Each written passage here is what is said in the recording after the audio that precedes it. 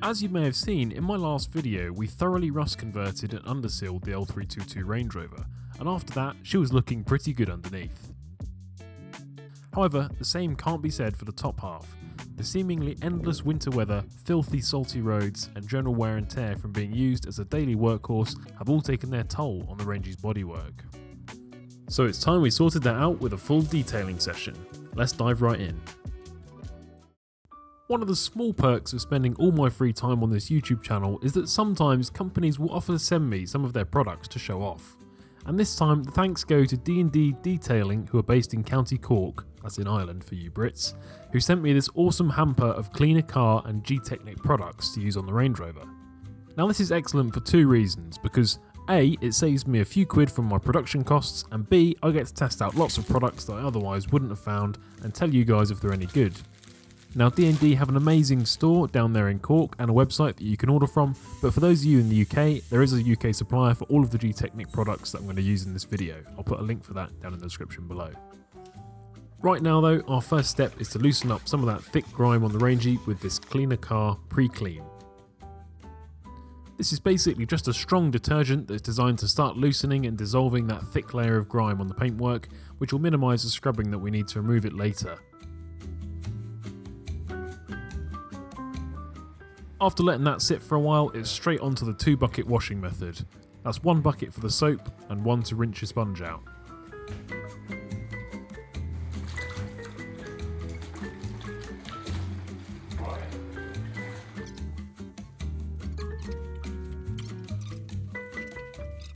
You'll notice that I'm not washing the bumpers or the lower door mouldings just yet, as they're absolutely caked in muck. So we'll get a fresh bucket to clean them after the main paintwork area has had its first wash.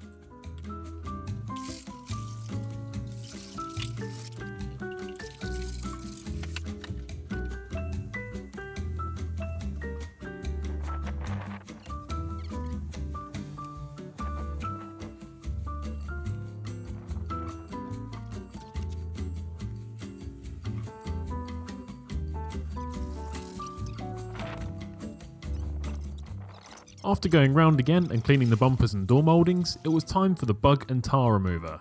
This stuff dissolves all the rubbish that sticks to your paint that normal soap just won't touch.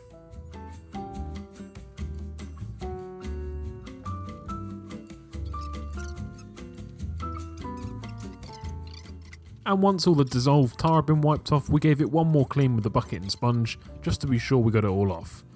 You really don't want any of those strong chemicals left on the paint when you move on to your next steps. The next stage was to start focusing on the wheels, with this Cleaner Car Iron Remover. The huge brakes on the L322 generate an equally huge amount of brake dust and iron particles, which given time and heat embed themselves into the paint on your wheels. This stuff lifts it off with no problem at all.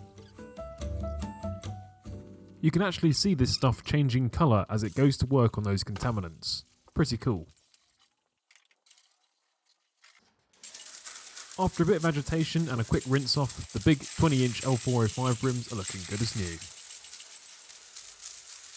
Fantastic.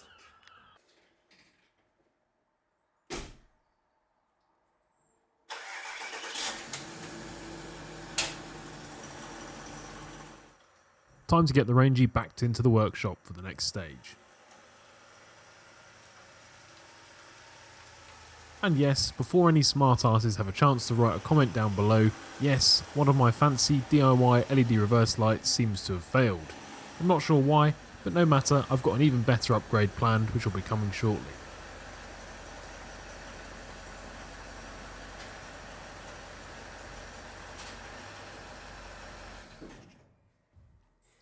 With the Rangey pulled in, the next step is clay barring.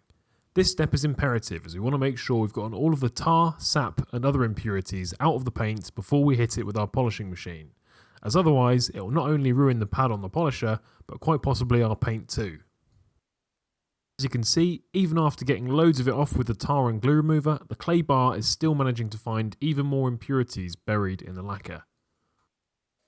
So now that's done, we're going to move on to the polishing stage. Now, a couple of months ago, I already gave the Range Rover a fairly good polish using this stuff, which is Koch Chemi's H8's Heavy Cut. And this Heavy Cut polish enables you to remove material from the paintwork quite quickly should you need to. So because we've already done this, most of the deep scratches and actually the big marks that I wanted to get out originally have already been taken care of. So to avoid doing too much damage to our paint and taking it down unnecessarily, we're going to, instead of using this H802 heavy cut, we're going to be using the G-Technic P1 Nano Composite Polish. So in theory, this is basically a one-stage polishing system. So basically, this should be able to take it down from, like a hazy scratch surface, as you can see on the bottle there, down to a nice mirror finish. Quite a small bottle. We'll see how far we get with it.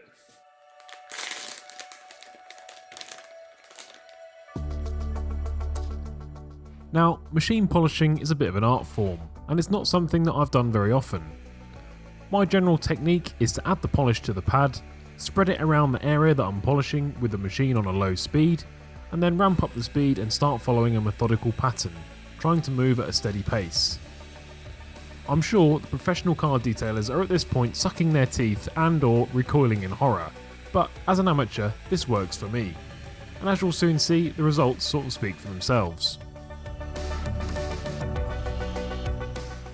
That said, I'm always open to constructive criticism, so detailers, please leave your comments down below.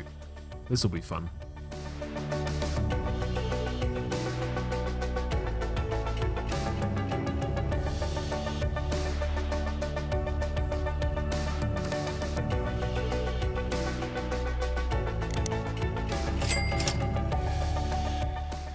One thing you want to be careful of is using too many RPMs or staying in the same spot for too long, as you can quite quickly overheat and burn the paint, causing all kinds of horrible issues.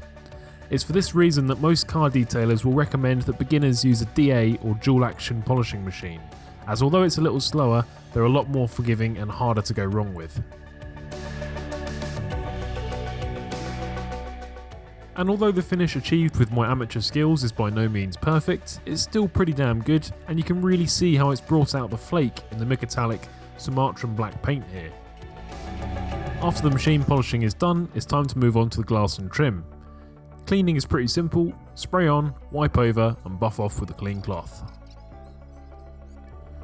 Once that's done, we can apply our hydrophobic glass treatment to the windscreen and front side windows in the form of this G-Technic Smart Glass combo. To do this, we apply the G1 to our little makeup remover pad, cover the screen with overlapping strokes and make sure we get right into the corners.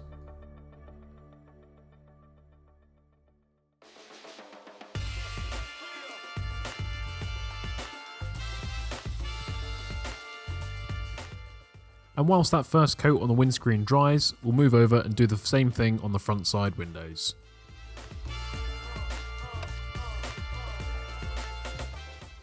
And once that first coat on the windscreen is clouded over, we'll come back over with another coat.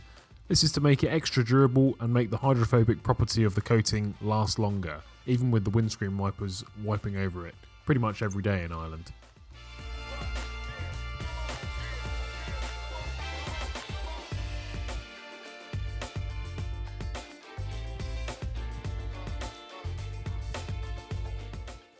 After the G1 has had a chance to dry off a bit, we need to use the G2 part of the kit to take off the excess residue on top, which will leave us with an invisible, tough, hydrophobic coating that should last many months.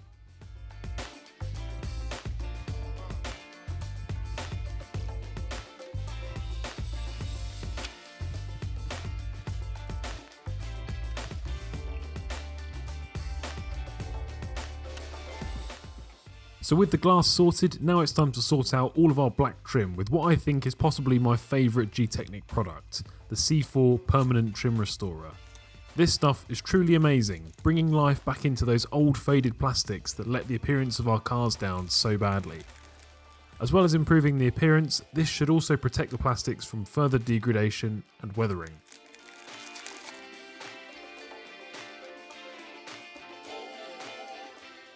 The application process for this is pretty similar to the glass: apply, let dry and buff off the excess.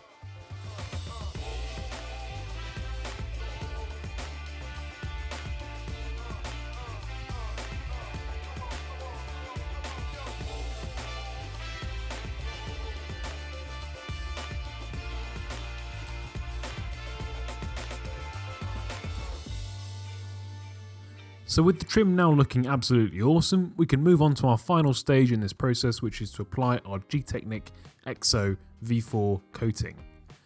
This is another amazing product from G-Technic that is going to lock in all of that hard work we've just done in cleaning, preparing and polishing our paintwork. This stuff's also hydrophobic and it should protect and enhance our paintwork amazingly for up to 2 years. The application process by now should be pretty familiar. Working in small sections, we're going to cover the entire area with overlapping strokes and then wipe off the excess with a clean cloth. Sorted.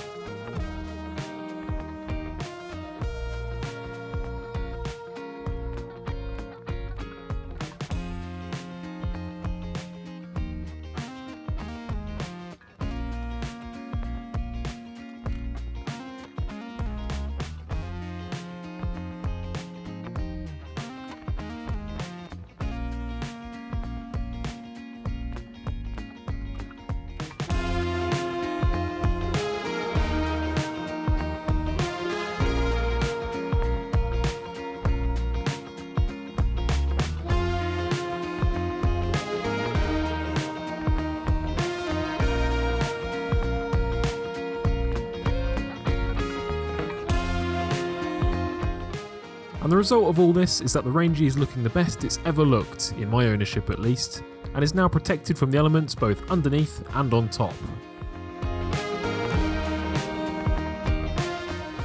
As well as helping to keep the car cleaner for longer, the hydrophobic qualities of these coatings means that in most circumstances I don't even need to use my wipers anymore.